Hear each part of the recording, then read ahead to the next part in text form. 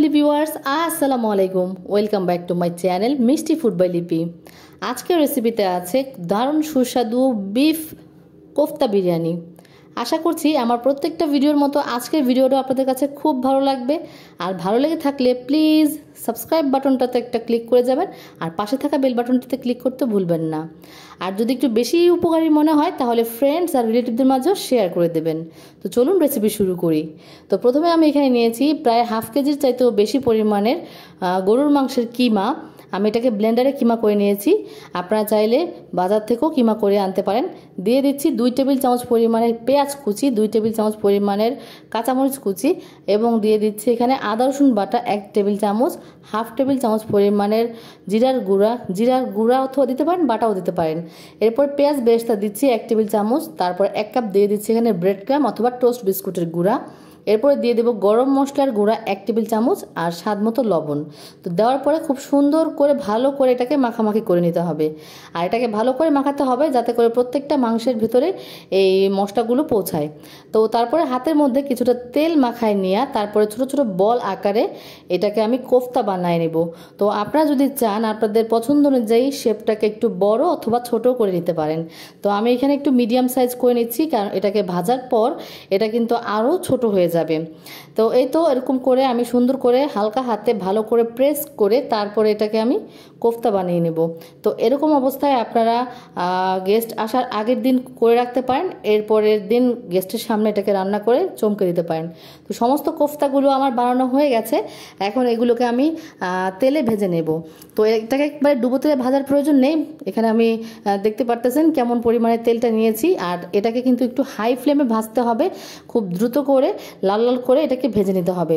একবারে কম আঁচে ঢেকে ভাজার কোনো প্রয়োজন নেই, তাতে করে এর ভিতরে যতটা ময়েস্ট আছে সেটা চলে যাবে, একেবারে খেতে ভালো লাগবে না, ড্রাই ড্রাই হয়ে যাবে।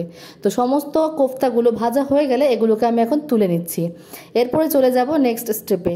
তো এখন আমি এখানে নিয়েছি প্রায় 1 কেজি পরিমাণের পোলাওয়ের চাল। আপনারা চাইলে এখানে বাসমতি চালটাও ব্যবহার করতে পারেন।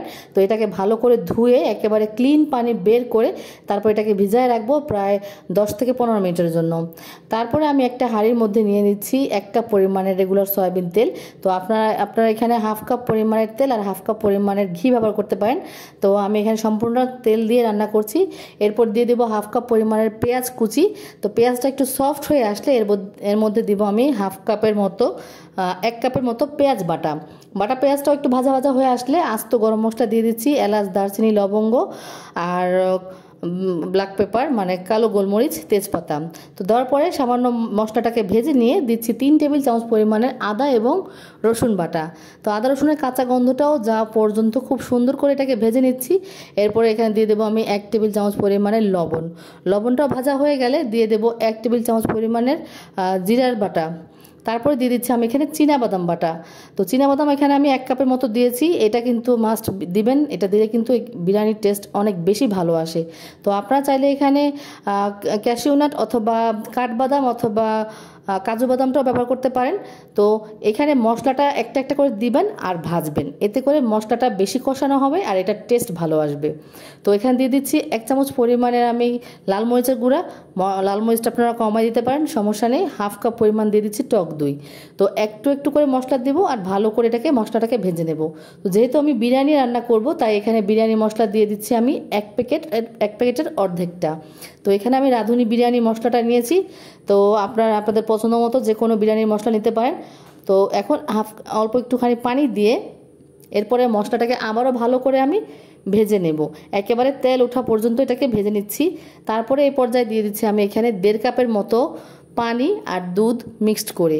তো যখন এই গ্রেভিটা একটুখানি ফুটে আসবে তখন আগে থাকতে ভেজে রাখা আমি কোফতাগুলোকে এই গ্রেভির মধ্যে দিয়ে দিচ্ছি। এরপর হালকা হাতে একটু নাড়াচাড়া করে এটাকে ঢাকনা চাপা দিয়ে ঢেকে আমি প্রায় 10 থেকে 12 মিনিটের মতো এটাকে রান্না করব। তো এটা কিন্তু বেশি নাড়াচাড়া করার প্রয়োজন নেই, কিমা যেহেতু এটা কিন্তু অলরেডি কিন্তু রান্না হয়ে গেছে। তো দেখুন কত সুন্দর কালার দেখা যাচ্ছে আর গ্রেভিটা কত থকথকে দেখা যাচ্ছে।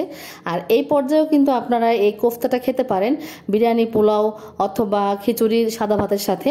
তো এখন আমরা চলে যাব পরবর্তী স্টেপে। তো এখন আমি একটা হাঁড়ির মধ্যে আগে থাকতেই পানি গরম বসিয়ে দিয়েছি একটু বেশ খানিক পরিমাণের। তো পানির মধ্যে শুধুমাত্র আমি লবণ ব্যবহার করেছি আর কিছুই না। এরপরে ভিজায় রাখা যে চালটা ছিল সেই চালটাকে আমি এই পানির মধ্যে সেদ্ধ করে নেব।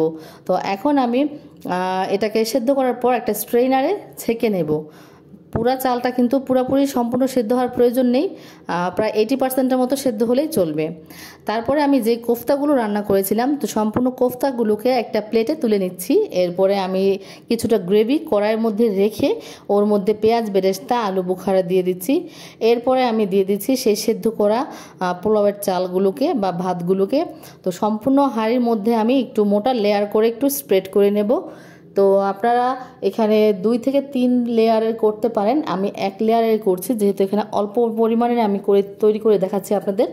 তো আমার অর্ধেকটা ভাত দেওয়া হয়ে গেছে। এখন আগে থাকতে যে তুলে রেখেছিলাম কোফতাগুলোকে সেই কোফতাগুলোকে সুন্দর মতো এই চারপাশটাকে আমি স্প্রেড করে দেব যাতে প্রত্যেকটা ভাতের গায়ে মশলাগুলো খুব সুন্দরভাবে লেগে যায়। তো মশলাগুলো সমস্ত ছড়ায় দেওয়ার পর এর মধ্যে দিয়ে দিচ্ছি আমি সেই বিরিয়ানি মশলাটা প্রায় 2 থেকে 3 টেবিল চামচ পরিমাণে দিলে খুব সুন্দর একটা ফ্লেভার বের হয়। এরপর দিয়ে দিচ্ছি আমি এখানে পর্যাপ্ত পরিমাণে কাঁচামরিচ। তারপরে এখানে দিয়ে দিচ্ছি আমি পেঁয়াজ বেরেস্তা। তো আপনারা এখানে বাদাম কুচিও দিতে পারেন, কিশমিশ বাদাম এগুলো দিতে পারেন। এরপরে যে ভাতগুলো বাকি ছিল সেগুলোকে আমি সম্পূর্ণ কোফতাগুলোর উপরে সুন্দর করে স্প্রেড করে দেব। এরপর একটু সুঘ্রাণের জন্য এখানে আমি কেওড়া এসেন্স দিয়ে দিচ্ছি। আপনারা এখানে রোজ ওয়াটার দিতে পারেন অথবা না দিলেও কোনো সমস্যা নেই, চাইলে একটু জাফরানও দিতে পারেন, তাতেও আরও ভালো লাগবে। ঘিও ছড়াই দিতে পারেন। এরপরে আমি এটাকে ঢাকা চাপা দিয়ে ঢেকে দিচ্ছি। এরপরে যদি ছিদ্র থাকে ঢাকনার মধ্যে তো সেটাকেও বন্ধ করে দিতে হবে। তারপরে আমি এটাকে মিডিয়াম ফ্লেমে 20 মিনিটের মতো রান্না করব। যেহেতু সমস্ত কিছুই আমাদের এখানে রান্না করা, জাস্ট এটা সেট হওয়ার জন্য আমরা অপেক্ষা করছিলাম। তো সমস্ত কিছু এখন 20 মিনিট পর আমরা ফিরে আসলাম। দেখতে পারতেছেন যে সমস্ত ভাতগুলো কিন্তু একবার পারফেক্ট ঝরঝরে হয়েছে আর কোফতাটার গায়েও কিন্তু মশলাটা একেবারে মাখো মাখো হয়ে আছে। তো এই মাখো মাখো টাইপের কোফতাটা যদি আপনারা রান্না করতে চান, এরকম পারফেক্ট বিরিয়ানি যদি রান্না করতে চান, আমি যেভাবে করে রান্না করলাম প্রত্যেকটা স্টেপ ফলো করবেন আর প্রত্যেকটা মশলাই সমপরিমাণে ব্যবহার করার চেষ্টা করবেন।